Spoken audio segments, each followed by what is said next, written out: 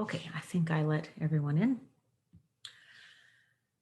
Here's the anchors that we have covered before. The mindful body, that's our posture, that's strong and straight. To help us sink into the thinking we need for this posture, we call to mind an image of something strong and straight, yet flexible in nature, like a tree or mountain. The key point is that the base or roots extend far beyond what's visible on the surface, and this is a metaphor for ourselves on this journey around the sun as well. Reviewing our definition, mindfulness is the capacity to be fully present with our actual moment-to-moment experiences, with compassionate attention, without trying to change anything. This trains our skills of equanimity, that's ease with the status quo, compassion, and attention. Now, equanimity doesn't mean we accept crappy stuff. It's a different, that's a different situation. So with equanimity, we're looking within to understand what is so that we can be clear about what is. And at that point, perhaps we can identify, do I need to make change? Can I do it on my own? Should I ask for help?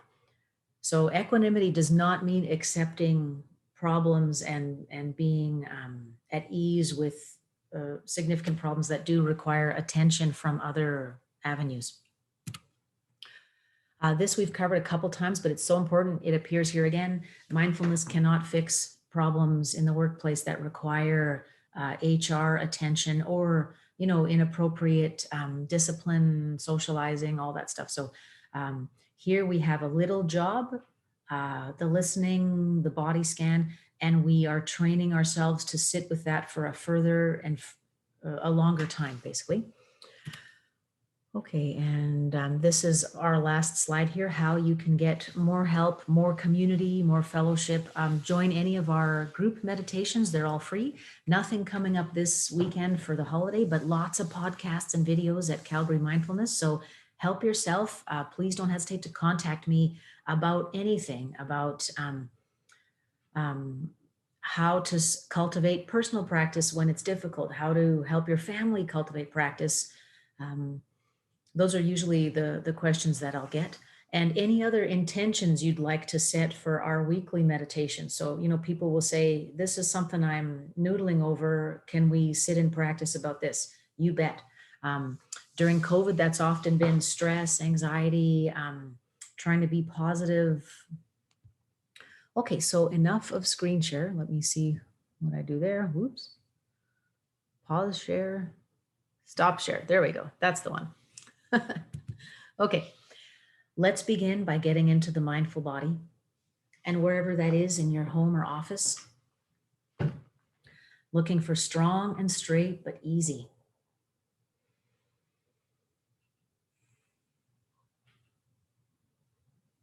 And taking several deep breaths, allowing the torso to rise and fall.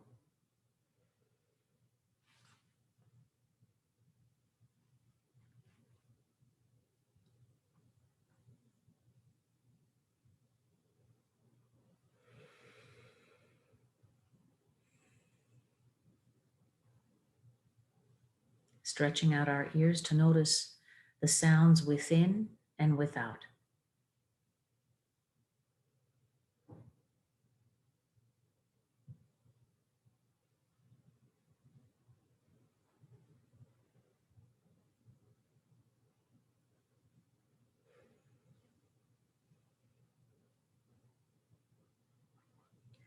Maybe you hear wind and birds and fans and kids and street sweeping.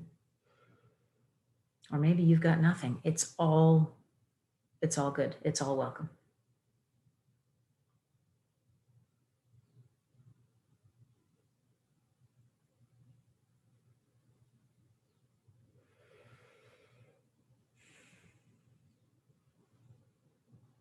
Take a minute to notice the breath. Let's take a few deep breaths together in silence.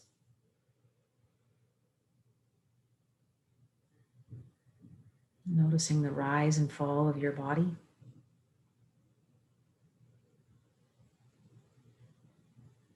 Reminding ourselves there's no right and wrong breath. It's involuntary. So it just is.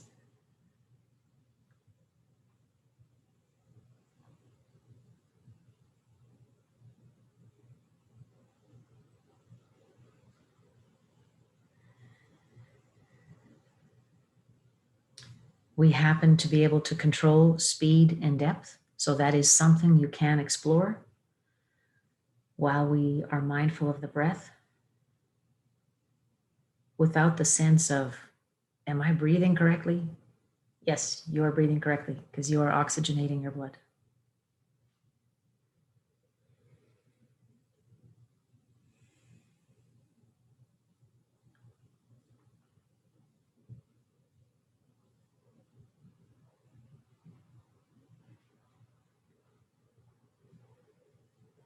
And let's take a minute to notice where in the body we are storing some tension that we can release with a deep breath in each spot.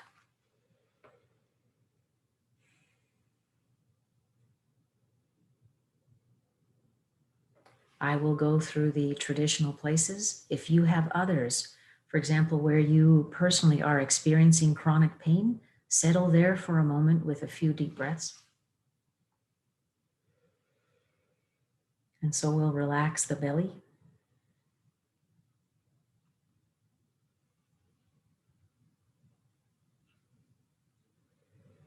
and the hands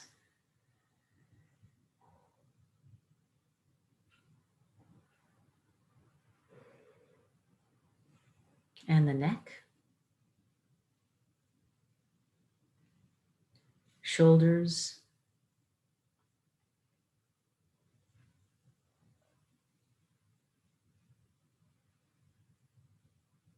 and face, all the while moving fluidly between the anchors that we are now pretty comfortable with, listening for breathing and swallowing and environmental noises. All of these help us root deeply in the present moment, giving us ease from our chronic worry about the future, worry about the past.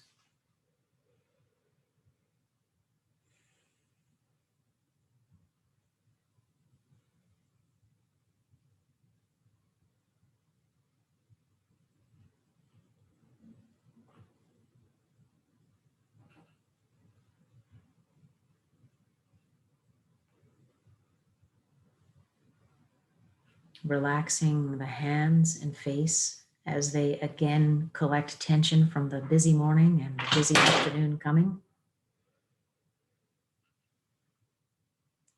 Those were my glasses, but I think they're okay.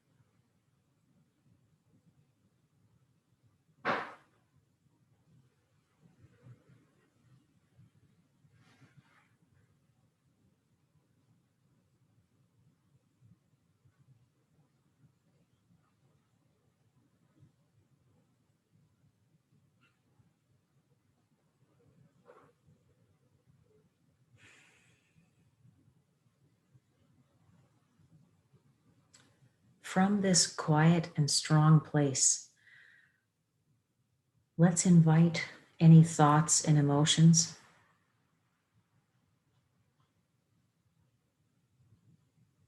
Or maybe they've already been here and we want to add them to our list of anchors, noticing, returning to the breath. Any thoughts and emotions that don't serve the sense of strength and inner wisdom we are sitting with right now, we can mentally put on a shelf. Hello, old friend. I will talk to you a little bit later.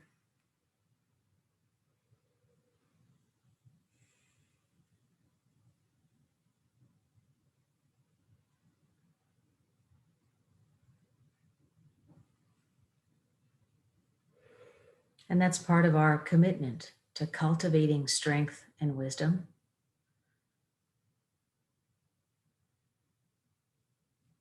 That's how we get traction so that we can experience the benefits of this practice.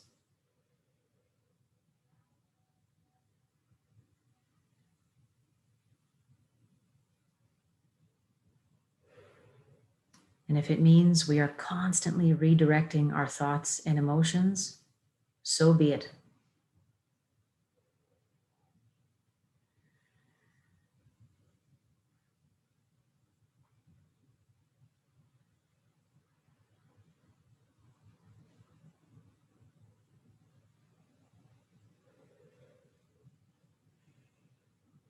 Giving the thoughts and emotions a suitable label: past, future, present,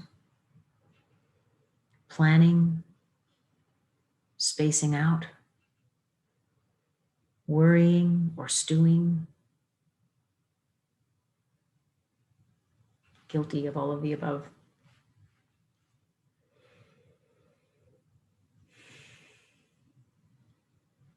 And always coming back to the breath.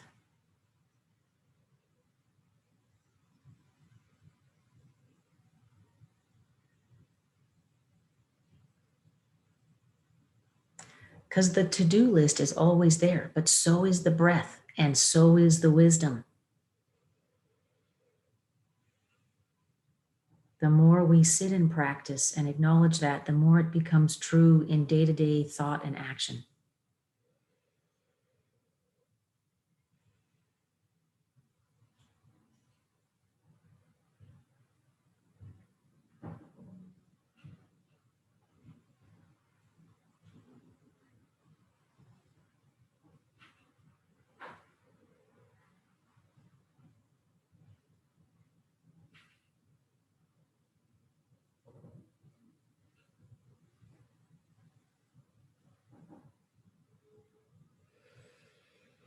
Let's move into our first new anchor, and that is heartfulness, and that involves a visualization. So some people don't work well with visualizations, and some people do. Basically, that's just how your own personal brain is wired. If you find that a visualization is not effective, there's other ways to do this loving kindness practice. So let's begin by calling to mind the image or the feeling of a loved one. It can be a person, a pet, family, friend, colleague. Imagine your loved one smiling and just very happy, delighting to be in your company.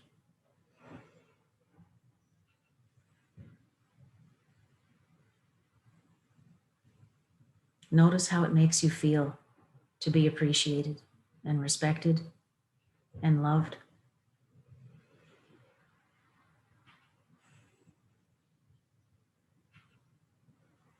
It feels great. It's the pinnacle of our human experience.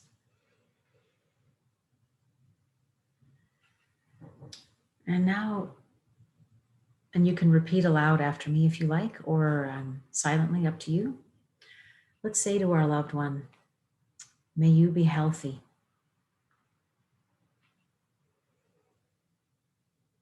May you be happy.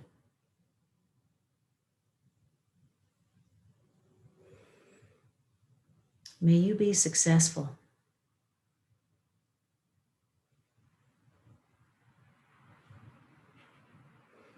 May you know ease and peace and abundance.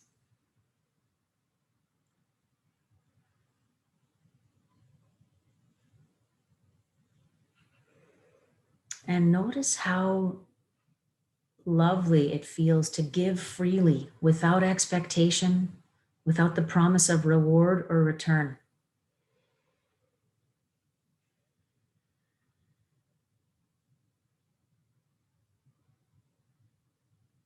We simply give our highest and best, no strings attached.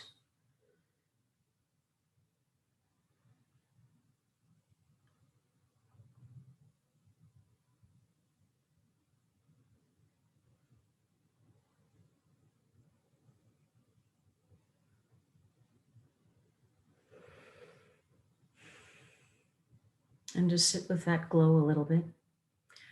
When I'm working with children, I will use like an analogy of, this is what it must feel like to be Santa. To give and give and give feels wonderful, and it's easy. And with loving kindness, we never run out. It's not like a pie where there's only a certain number of slices. We can just keep giving and giving. And the more we give, the better we feel.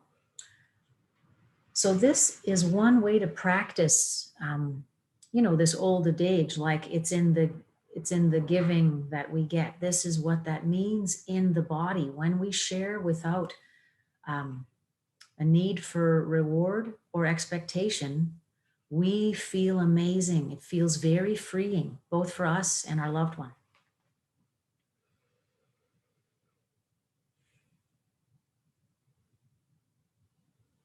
Imagine your loved one receiving the gift of your loving kindness with an open heart, with easy forgiveness and no hesitation, and a big smile. And your loved one says or feels, thank you. Thank you for this precious gift. I acknowledge that this is the highest and best you could have given me, and I am grateful.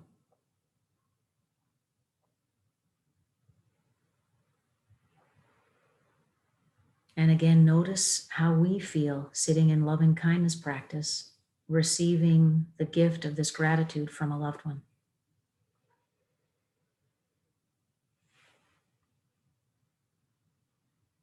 Let's just sit with that for a couple moments.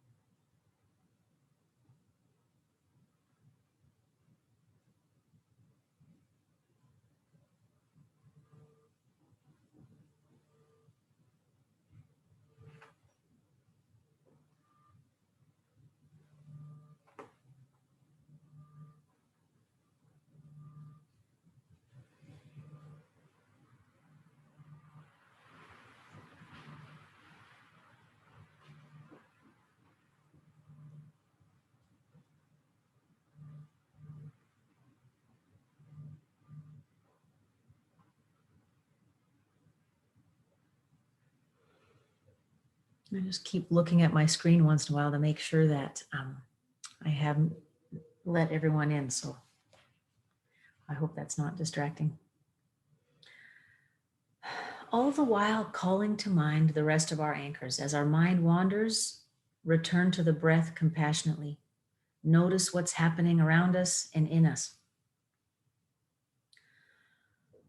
And let's do the reverse of this heartfulness meditation now. This calls for a visualization where we imagine our loved one returning loving kindness to us.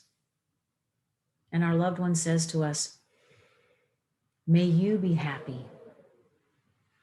And we breathe deeply to accept this gift.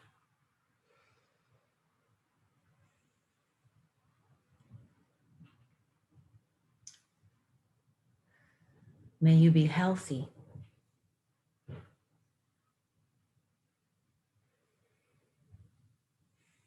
May you know ease and peacefulness.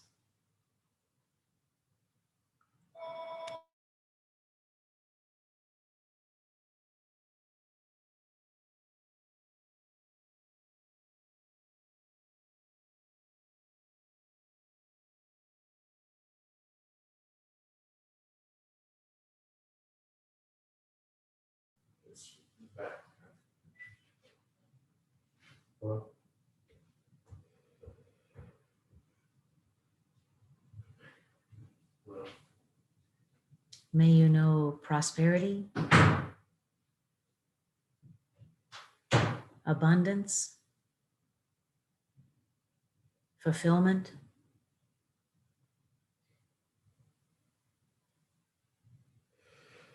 and success.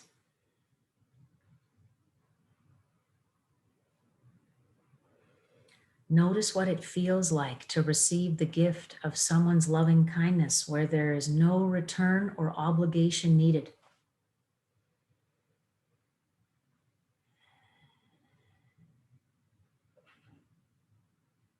It feels, from my perspective, it's very indulgent. If you're a busy working parent, this will resonate.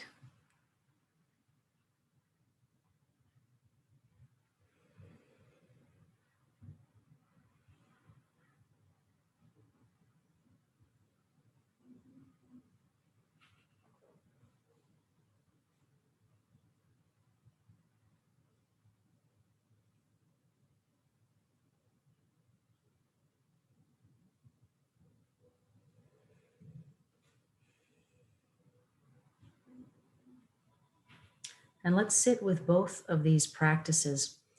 On our own, let's notice which one is easier, the giving or the receiving. And let's spend some time with the one that's more difficult. If within your environment, you're a caregiver under a lot of pressure, whether that's at work or in the home with children or elders, it is generally more difficult to receive heartfulness and loving kindness. And so that can indicate a lack of balance in our own lives. We are busy putting out and not taking care of ourselves enough in little ways that can indicate this lack of flow. So we'll just sit with this practice for a couple more moments, exploring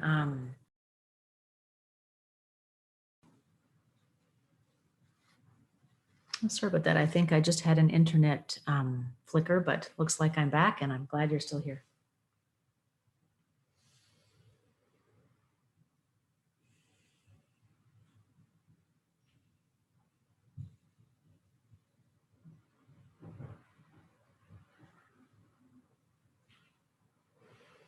And let's take a few deep breaths together in silence to close our practice, and then I'll open up the floor for questions and discussion.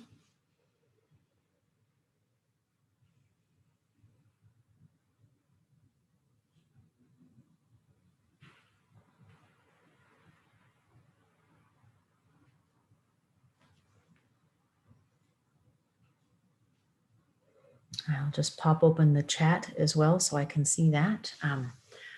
Okay, and that is our practice today. I said it would be 25 minutes, so we stopped at heartfulness, but we will do next week as our final meeting.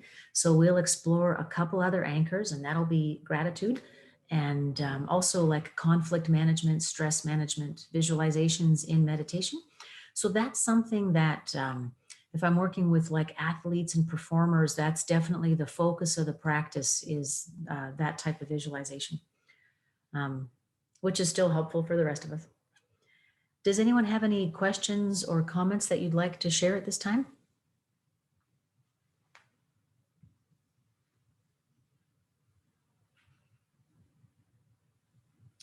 And I don't see anything in the chat. This week, it's a good idea to try out the heartfulness meditation and just to explore particularly the direction which you felt was more challenging, like the giving or the receiving.